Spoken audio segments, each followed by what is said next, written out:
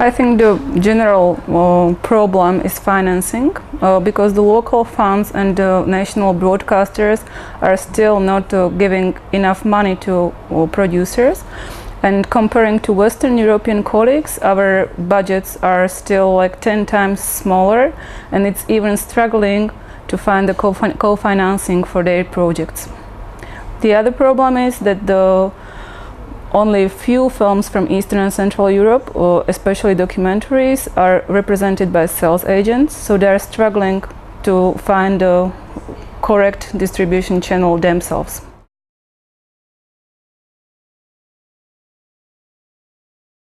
In Czech Republic, we have been luckily following like 3 or 4 years of restructuring the creative groups, and especially when they hired people who are really eager for creative documentaries, the production started to get better. Even we started to co-produce with HBO Europe. It was like bigger boom few years ago. Now they are starting to co-produce less and less documentaries. It will be 2 documentaries per year in the end, because now they're going mainly for series, and they're part of a bigger group together with HBO Nordic. So let's see what the future will bring. Regarding televisions, they have started to struggle to take catch-up rights, but within our region they're trying to steal catch-up rights for like unbelievable long time, sometimes for 10 years or for 5 years, which is really not feasible for documentary makers. I think nowadays they're trying to do it-yourself distribution and make a mixture of alternative channels. They're trying to sell their films towards Amazon and Netflix and like big players, big 5 for VOD. But I'm not sure there is a really strong player here in our region regarding VOD, because I think Netflix and Amazon and all of the huge players from US and from abroad are going to overload and overcome.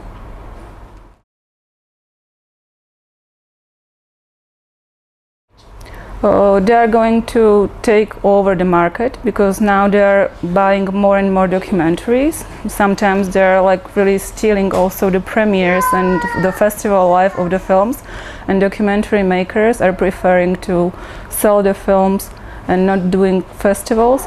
So the strategy behind like really pushing also the broadcasters within Europe to go like for less and less investment into documentaries, because now they're like feeling that the big players are really taking their part.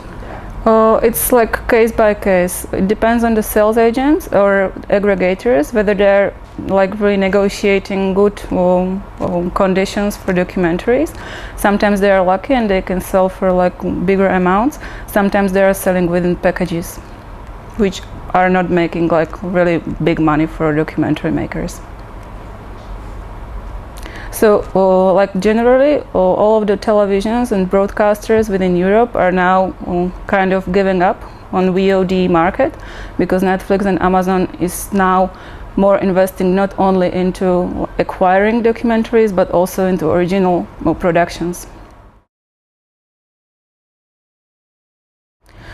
Some of the main players here in our region, they're like under the Milky Way, which is the aggregator from Austria, and they're buying the documentaries and selling them to Big 5. There are also sales agents starting to do this job, like Cat and Dogs, for example, and they're like really negotiating directly with Amazon and with Netflix.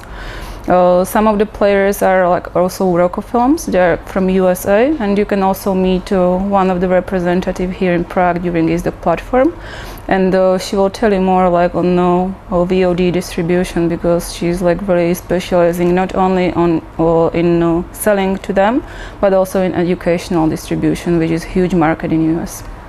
Sales agents are not struggling.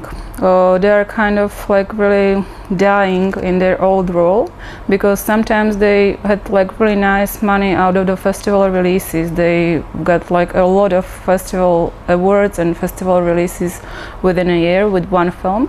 But now the condition is that all of the festivals are now competing for festival premiere, which means that one documentary is only released once or twice maximum, and sometimes the festivals are taking even 7 screenings within the country, which kills the distribution within the region.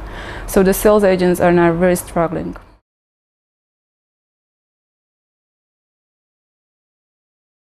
I think digital single market is also not only the threat, but also bringing huge new possibilities, because you can do a lot of alternative ways how to fund your documentary, using crowdfunding, crowdsourcing, or making the mixture of alternative distribution channels. So it means that if you are aware of the strategy since the beginning, then you can make and use this strategy effectively and use a lot of possibilities which are now opening, because digital single market now is more about being international and not only relying on local funds, and brings you even more possibilities within, for example, educational distribution, which was not really the case in our countries. We were not used to use all of these channels, but now we are trying to be more flexible, which is maybe positive news in the end.